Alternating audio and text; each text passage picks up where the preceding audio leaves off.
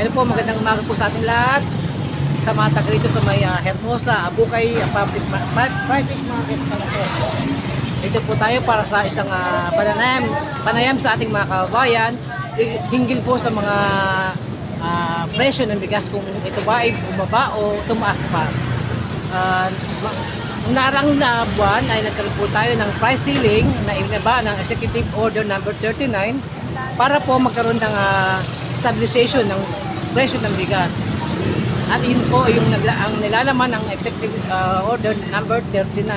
Ngayon po ay tatanungin po natin ang ating mga kababayan, ang ating mga nanay, tatay, ate, kuya na bumibili ng bigas sa pamilihang bayan, nang malaman po natin ang kanilang hinaing higil sa presyo ng bigas noong nakaraang buwan at sa kasalukuyang araw na ito.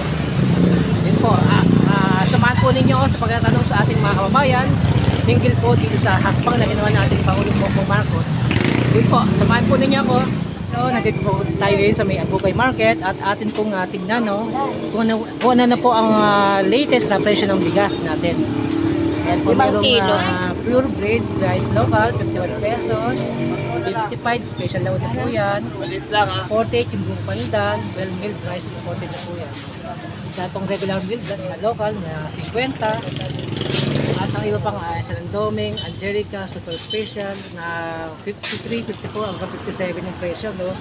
Meron pang mga 60 pesos, tsaka meron pang nakatang 65, no? Itong Jasmine, Dorado. Itong President Rice, ganun din, special rice, pero local lang, 65 pesos ito. Ito pinakamura yata, no? 47, special Salandoming. Regular milled rice, local. Tumaas na yung yung bitchin. Yan po ang mga latest na presyo ng bigas ngayon sa mga pamilihang bayan dito sa may Abukay Market. Magandang umaga po, Ate Mila. Ate Mila, no? Nakausap po na si Ate Mila before pa. At atin po nang tatanungin hinggil po sa hakbang na ginawa ng ating Pangulong Bongbong Marcos regarding po sa cap ceiling ng presyo ng bigas. Before that, nagkaroon siya, nagbaba ng Executive number 39 ng ating Pangulo para po sa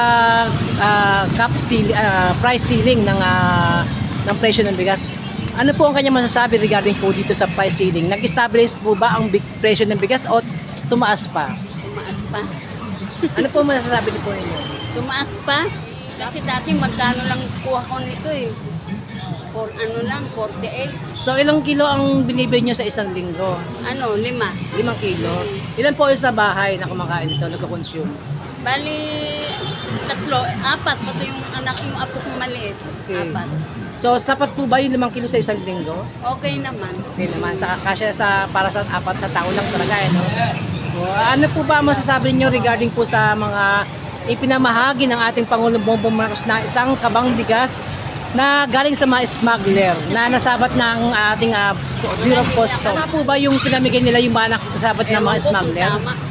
Kasi Hindi ko alam. galing po ito sa mga smuggler na nasabat ng ating gobyerno, pinamigay na lang ng Pangulo para sa mga nangangailangan ng ating kababayan. Kaysa ibenta. Ano po masasabi niyo doon? Okay naman. Kaysa ibenta. Pamigay na lang sa mga mahihirap. At ano naman po masasabi niyo regarding po sa ating Pangulo? Ano po yung inyong masasabi sa mga ginagawa niya hakbang para sa ating bansa? Okay naman. Especially sa pagre-regulate ng presyo ng mga bilihin. Ano masasabi niyo? Anong pa pwede nyo i-suggest sa ating Pangulo? Anong hinaing ninyo? Sabihin niyo kay Pangulo, gusto niyo marinig. Yung pagtaas na bilihin, pang araw-araw. Sana bumaba na yung mga bilihin. Mahirap mag-budget. Ayun, salamat po Ate Mila. Salamat. Bye-bye. Hello po, magandang umaga po sa ating lahat. Tatanungin po natin si Ate ang kanyang reaction regarding po sa ginawang price ceiling, no? Cap ceiling ng ating Pangulong Bongbong Marcos noong naarang buwan regarding po sa maging regular ang presyo ng bigas, no? At ma-establish po ang presyo ng bigas. Tanong po natin. Ate, ano pong pangalan ninyo? Maricel. Ayan, si Ate Maricel, no? Kayo po may-ari nito? Ilang taon na po dito sa may store nyo? 20 years na. 20 years na si Ate. Nakatanggap mo po ba kayo ng ayuda mula sa gobyerno? Ayun. Magkano po kayo ng ayuda natanggap po ninyo? 15. Ayun, tama no, lahat pala isa lang stabilized na Lahat pala. naman Oh. nabigyan. Lahat nabigyan. Lahat No? masaya. Ate, tatanong ko lang po sana sa inyo yung regarding sa hakbang na ginawa nating Pangulong Bongbong Marcos regarding po sa cap ceiling ng presyo ng bigas, no? Kasi nung last month pa po, ano, September pa yata yun, ano, nagkaroon siya ng cap ceiling, nagbaba ng Executive Order number 39 para po stabilize ang presyo ng bigas to 41 to 45 pesos para sa regular at sa well-milled rice. Po. Ano po masasabi po ninyo regarding po dyan? Okay naman, pero ngayon tumaas na naman eh. Kaya ano, alaka ng tinaas, halos 200 ngayon tinaas. Mas mahal ngayon Mas kaysa mahal dati. ngayon, no? Oo. Ngayon po ang ating gusto Bumaba lang marinig, siya no? ng 1 linggo, tapos tumaas naman siya ng 1 linggo. Parang ganun. Kasi po ang nangyari po noon, after po maibaba yung executive number 39 ng ating Pangulong Bongbong Marcos, after 4 days po, dahil po sa rekomendasyon ng Department of Agriculture at Department of Trade and Industry na i-lift na yung executive number 39 at ibinaba naman nila ang executive number 42, no? Ito po yung kasi kaya nila ni-recommend kay Pangulong Bongbong Marcos dahil po sa established na po ang ating stock na bigas daw. Oo, pero yun, bumaba. Tapos, siguro 3 linggo lang bumaba. Tumaas naman ngayon. Ayun po ang nangyari, no? Kasi nga, siyempre, no? Hindi natin maiwasan yung mga ganyang bagay. Pero No? ano, ang laki ng binaba sana eh. Bigla naman bumulusok naman ng taas. 29 na kasi yung palay ngayon, kaya napakataas. Pero ngayon, mas sobrang taas ngayon. Ayan. Sobra. Ano po kaya pwede nyo ma-suggest sa ating Pangulo? Yung hiniing po ninyo. Eh, sana, dumating yung petition para bumaba talaga yung bigas na lokal. Sobrang taas, sobrang parang hindi na sobra nung magtaas ng bigas na sobrang taas. Mas mataas ngayon, sobrang liit ng kita ngayon. Ano naman po masasabi po ninyo regarding po sa mga smuggled na rice na nasabat ng BOC at ngayon po ay pinamigay ng ating mahal na Pangulong Bongbong Marcos sa mga mahirap nating mga kababayan na isang sakong bigas. Ano po masasabi po ninyo? Adi, napakasaya nun para sa mga mahirap na tao para maganda yung kanilang hindi sila ganong hirap sa buhay. Yun nga, ano po ulit ang pwede yung masabi sa Pangulong Bongbong Marcos? Sana mag-import sana ng bigas para bumaba talaga yung ating local. Establish talaga, no? Oo. Kasi ngayon kung hindi siya Mahirapan. mag-import, mahirapan, sobrang taas ng bigas, napakaliit talaga ng kita. At sana rin, di ba, mabantayan din yung pag-i-import, Oo, di ba? yung pag-import. Kasi oo. mag-import tayo tapos ibenta nila di ba? Mataas pa rin. Yung mga magugulang na negosyante, di ba? Yung mga Yung traders. ang ano ngayon talagang mayaman, ngayon talagang maraming pera, yung mga kapital talaga. yung mga ang oligarch eh. Yan. Yan po sa ating, ano po ulit pangalan po niyo? Maricel. Maricel. Si Abukay Ate Maricel Market. ng Abukay Market po, no? Yan. Salamat po.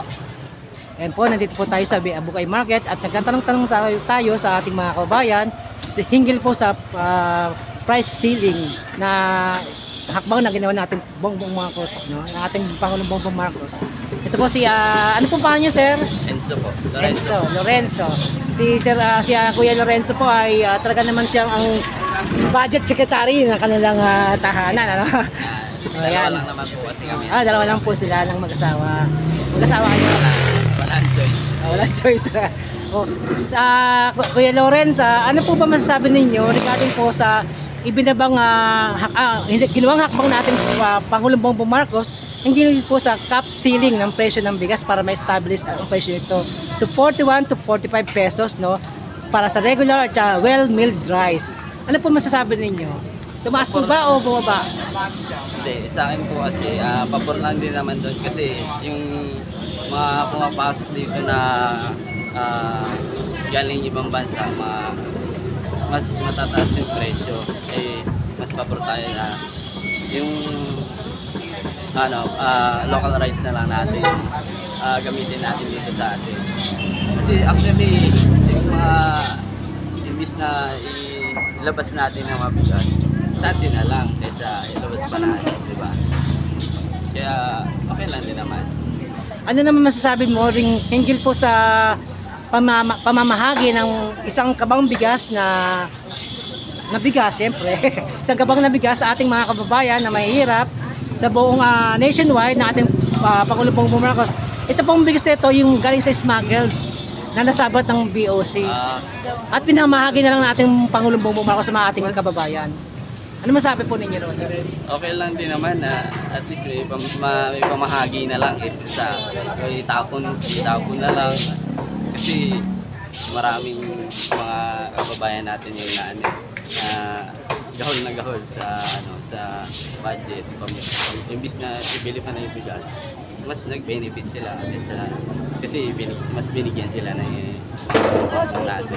Ano po ang pwede niyong sabihin sa ating Pangulong Marcos? Meron ba yung mga kahilingan o ano bang mga opinion po niyo, rekomendasyon, suggestion? Ano lang din sa aside sa bigas, isag ko tayo sa pamasahe natin. Number Kasi, one. di ba, minsan bumababa rin naman kasi yung presyo ng gasolina. Yung presyo yung pamasahe natin is stable. Tapos tumataas pa rin. Di ba? Salamat ha, salamat. Hello po, magandang umaga po sa inyo. Ano pong pangalan po ninyo? Jonah de Guzman po. Kayo po ba bumibili ng bigas? Oo naman po, regular po natin kinakain yan sa araw-araw. Matanong ko lang po ate, ano ulit? Jonalyn, no? Jonah. Jonah. Si ate Jonah, no? Ang dating singer ng GMA. Ayan. Ate Jonah, ano po masasabi rin po ninyo sa hinggil sa hakbang na ginawa ng ating Pangulong Bongbong Marcos regarding sa cap ceiling, no? Na-stabilize ang presyo ng bigas to 41 to 45 pesos para sa regular at well-milled rice. Ano po inyong masasabi doon? Sa palagay ko naman, okay pa rin din ng mga tao kasi yun nga, kailangan nila. Kung sa financially na aspect, talagang kulang para, kasi hindi lang naman bigas ang kailangan ng tao, ulam. Siyempre, hindi mo naman makakain ng bigas nang walang ulam. At saka, number one yan, oo. At saka kung halimbawa bigas, hindi kailanganin mo yung magpipipid ka kahit paano. Yung ulam na ordinary ulam, halimbawa tuyo, sardinas, kailangan mo pa rin talaga ng ulam. Number one yan. Kaso nga, sa punto na sa mga pang-araw-araw na pagkain natin, kulang yung sinasahod ba at saka kinikita. Kung halimbawa naman sa sumasahod ng kinsinas katapusan, namamasahe din sila, kakain din naman sila, magbabaon sila, kulang din. Kailangan pa rin natin ng dagdag na kumbaga nagtitipid, ganon. Kailangan pa rin ng pagtitipid. Sa tingin mo ba, bumaba o tumaas ang presyo ng bigas? Ang tingin ko parang bumalik sa taas din Hindi rin siya na-maintain na-maintain ba sa sabihin mo na binabaan ng 41 to 48. Kasi yung pinakamasarap na bigas is 65. Yung bigas naman na talagang makakain na parang sarap na sarap ng kumain yung 60. Ano naman po masasabi ninyo regarding po sa pamamahagi ng mga sako-sakong bigas sa ating mga kababayan? Ito po galing sa mga smuggled rice. Yung masasabi ko naman yan, okay na okay yan kasi pagkain yan. Yan ang kailangan ng Pinoy. Pagka sinabi natin na ipamahagi, kahit na halimbawa galing yan sa smuggler o ano man, pagkain pa rin yan na dapat mo na ipamahagi sa mamahirap. Kasi mas makikinabang dyan yung mahirap. Lalo na yung ang pagtaas ng bigas, pagkain. Malaking pakinabang yan ng mga na makain pa rin ng bigas sa araw-araw. Kaya feeling akong masasabing very good si President Marcos sa ginawa niya, mamamahagi ng mga bigas na ganyan. Ano po yung masasabi kay President Bongbong Marcos at ano yung suggestion niyo sa kanya? Alin? Anong mahinain niyo sa kanya? Gusto niyo Ang naikilang i-convey naman po kay President, yung mga sa katulad kong ina na taga-budget ng sa pang-araw-araw nating mga pangailangan, kahit na bumaba man lang ng 5 piso, wala kayong bagay yung 5 piso sa bawat pagbaba ng bilihin. At tulad niyan, sa sabon, mataas ng sabon, kasi naglalaba ako sa Ayan po si damit. ayan po si Ate Jonah sa kanyang mga magagandang opinion na nabanggit to. Maraming pong salamat. Maati po sa ating Pangulo ito. Salamat po. Ito po tayo ngayon sa may Abukay Market at ating tatanungin si Kuya, no? Kasi nakita ko siya bumili ng bigas eh. Yan po. Tay, ano po pangalan niyo? Armando. Yan, si Tatay Armando. Tanong ko lang po sa inyo kung ano yung masasabi nyo regarding po sa presyo ng bigas, no? Kasi nung naarang buwan, nagaba ng Executive Order number 39 si Pangulong Bongbong Marcos para po ma-establish yung presyo ng bigas. Ano po inyong masasabi? Nangyari po ba yun? Bumaba po ba yung bigas na on? Opo, bumaba po naman. Kaso lang ating hindi ng tao, presyo ng bigas ngayon. Hindi kagaya ng dati. After some time po, nalifted na po yung Executive Order number 39 at ito ay dahil sa rekomendasyon ng Department of Agriculture and Department of Trade and Industry. Nag-recommend sila sa ating Pangulong Bongbong Marcos na tanggalin na yung cap ceiling at dahil mataas na at tumaas na ang stock natin na bigas. Ano po pa may inyong masasabi? Naging maayos ba ang pagpapatupad ng mga batas o mga executive order? Kasi nakikita ko naman, hindi naman masyado nahirapan ng mga tao. Ano naman po masasabi ninyo regarding po sa mga smuggled rice na sabat sa Bureau of Custom na ipinamahagi na lang ang ating Pangulong Bongbong Marcos sa ating mga kababayan na mahihirap. Isang kabang bigas ang kanyang ipinamahagi sa mga tao. Ano po masasabi niyo po ninyo? Nagpapasalamat naman ako na nabagi na yung mga tao ng gano'n. Nakahirapan ng pagdili ng bigas ngayon. Natural lang na makinabang din yung mga mahirap na kababayan natin. Kayo po ba ay nabigyan din ng mga... Ay, hindi naman. Hindi pa naating dito, no? Sa bagay, hindi naman ganun karami yung bigas na yun para mas bigyan lahat ng ating mga kababayan. Ano po inyong masasabi sa ating mahal na Pangulong Bongbong Marcos? Meron po ba yung hinaing o ano man gusto yung sabihin sa kanya? Para sa akin, maganda naman yung ginagawa niya. Pabor naman sa bayan yung mga ginagawa niya sa tao bayan. Okay naman.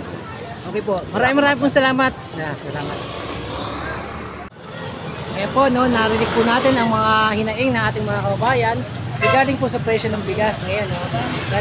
Marami sa kanila nagsasabi na mas tumaas pa ngayon, no, ang presyo ng bigas. Atin po na sundan ng mga ating mga gagawin mga mag-interview sa mga series ng palengke survey tungkol sa presyo ng bigas.